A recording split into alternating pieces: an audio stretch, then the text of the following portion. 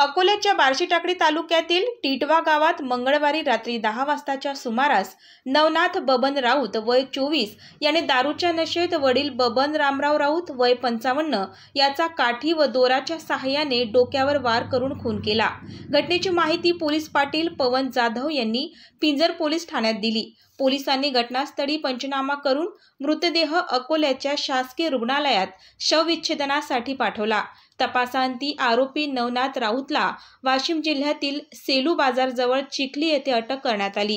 ही कारवाई ठाणेदार गंगाधर दराडे यांच्या मार्गदर्शनाखाली उपनिरीक्षक अभिषेक नवघरे व पथकाने केली असून पुढील तपास सुरू आहे।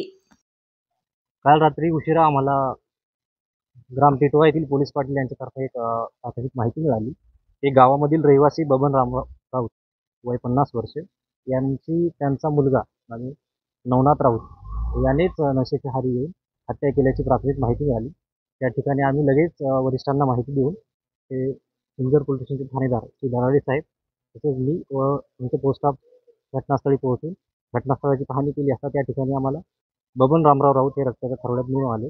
त्या ठिकाणी सदर घटनेची वरिष्ठांना माहिती देऊन पुढील कारवाई केली आणि सकाळी पंचनामा वगैरे करून पीएम करता प्रयत्न इथे घेऊन आला। नंतर आरोपीचा आम्हाला गुप्त बातमीदारातर्फे माहिती मिळाली की आरोपी हा शेलूकडे पसार होण्याच्या शक्यता आहे। तर त्या ठिकाणी आम्ही पोलीस स्टाफ पाठवून आरोपीला ताब्यात घेतलेला आहे। सदरचा तपास हा वरिष्ठाच्या मार्गदर्शनाखाली चालू आहे। तो कशाने हत्या केली काय? हत्येचं एक सध्या तरी काही सांगता येणार नाही, पण प्राथमिक अंदाज आहे की त्याला एक गळफास देऊन मृत्यू आला असावा।